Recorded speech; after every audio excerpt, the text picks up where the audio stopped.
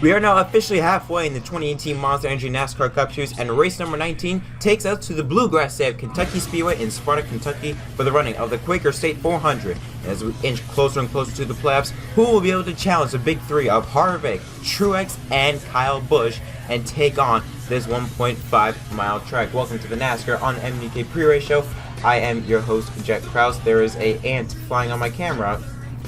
Alright, there we go. Sorry about that. And today we're going to get you set and ready for tonight's Quaker State 400. Now, yes, as you saw from that little host overlay, there's a new package. I know this will be the final one.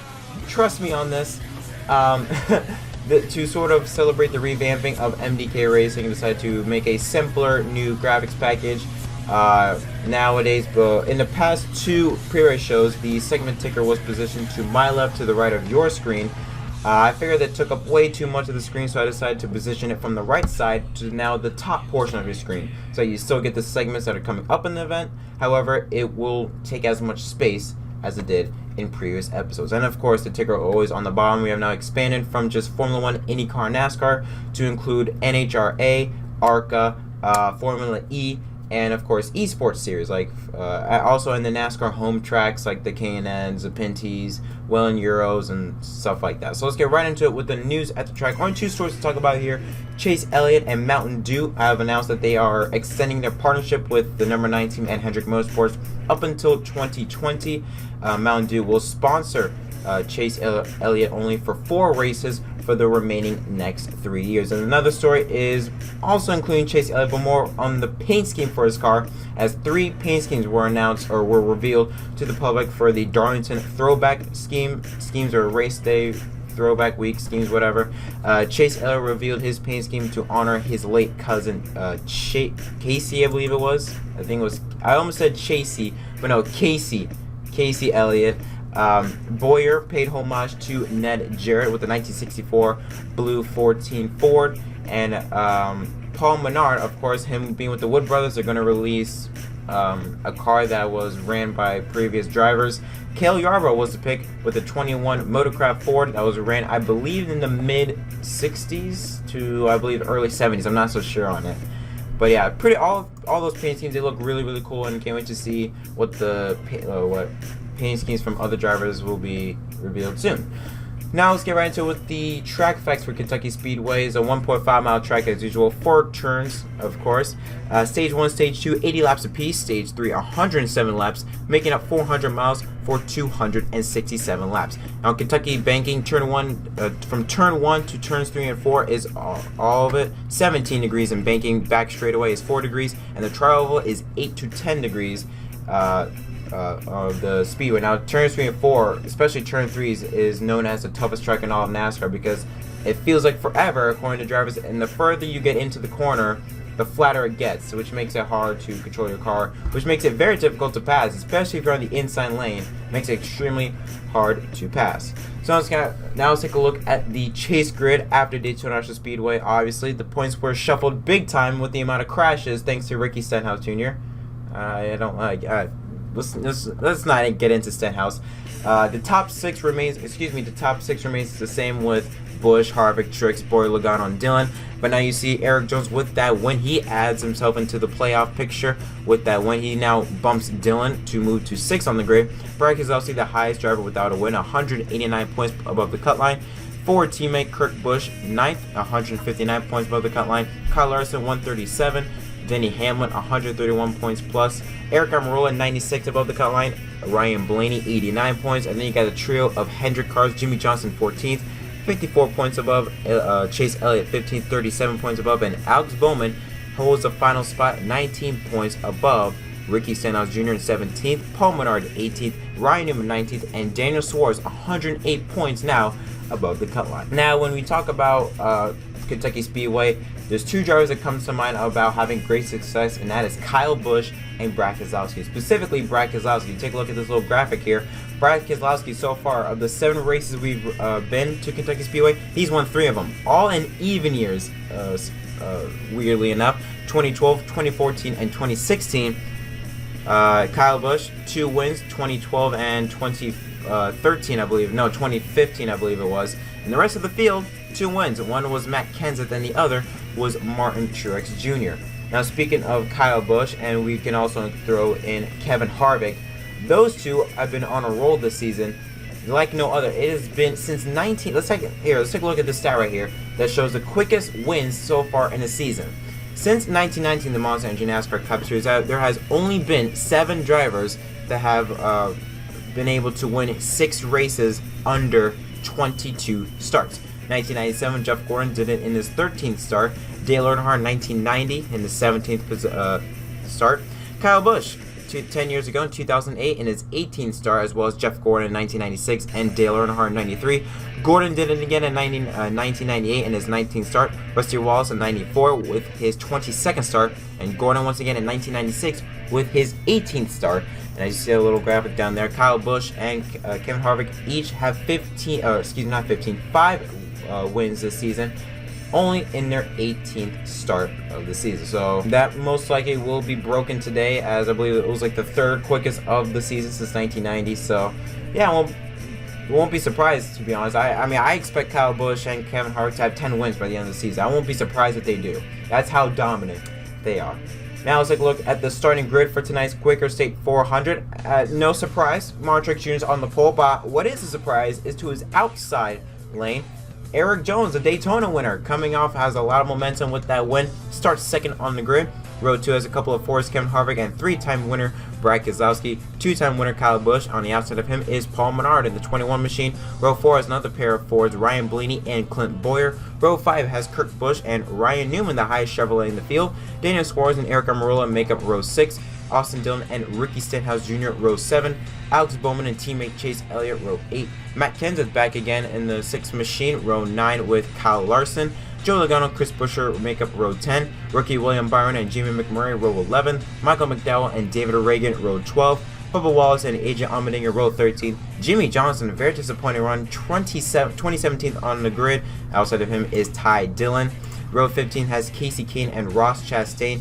Corey LaJoie and JJ Yeley make up row 16. Landon Castle and BJ McLeod row 17. Garrett Smithley on the inside lane, and Denny Hamlin, who qualifies 36th, that's because he did not pass pre-race or pre-qualifying inspection. In fact, Denny Hamlin, Matt DiBenedetto, Jesse Little, and Timmy Hill both did not pass pre-race or pre-qualifying inspection. So that's why they take up basically the final remaining spots. Now let's take a look at the odds to win Kentucky Speedway. Remember, this is for entertainment purposes only. The top 3: Harvick, Kyle Busch, and Martin Truex Jr. Harvick with a 7-2 chance, Truex Jr. with a 3-1 chance, and Kyle Busch with a 13-4 chance. Kyle Larson with a 19-4 chance, Clint Bowyer with a 16-1 chance, and Keselowski, again a 3-time winner, with a 16-1 chance as well. Ryan Blaney, his teammate, with an 18-1 chance. Denny Hamlin, who starts 36th on the grid, with a 20-1 chance, as well as his teammate, defending Daytona race winner Erik Jones. Joe Logano as well with a 20-1 chance. Eric Almirola and Kurt Busch, his teammate, both with a 25-1 chance, as well as Chevrolet driver Chase Elliott.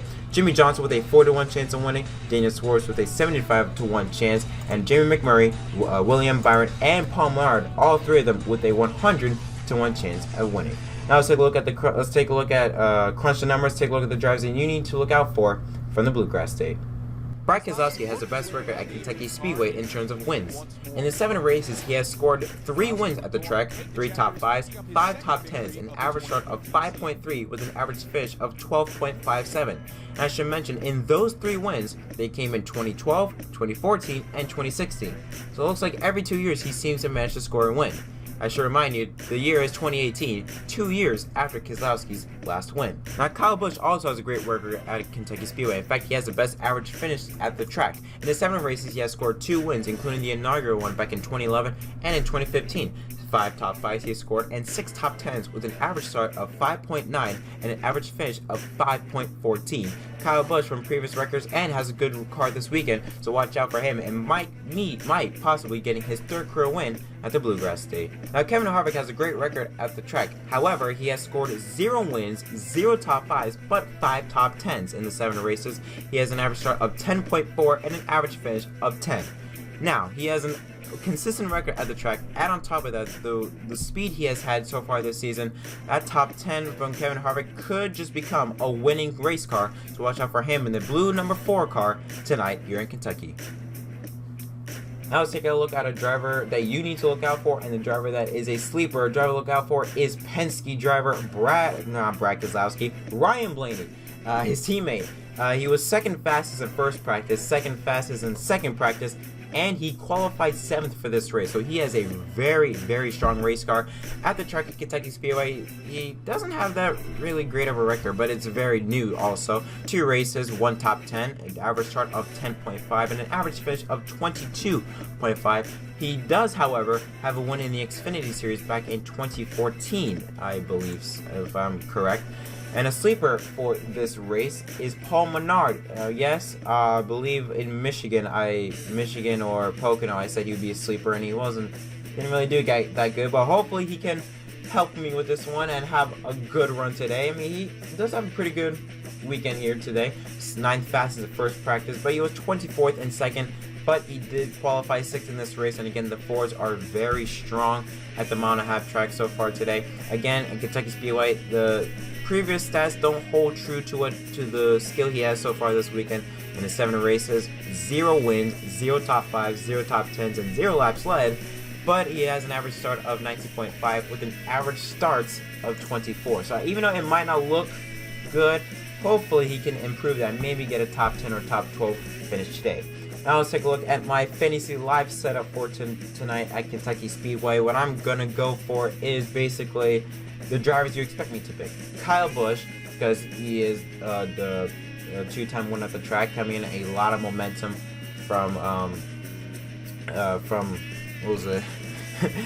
Coming a lot of momentum from yesterday's Xfinity race. Even though he finished 3rd in that race, that experience, the pre-track experience, I guess you could say, will help him with this race. So that's why I picked him to at least have a good run. Brad Keselowski, a 3-time winner.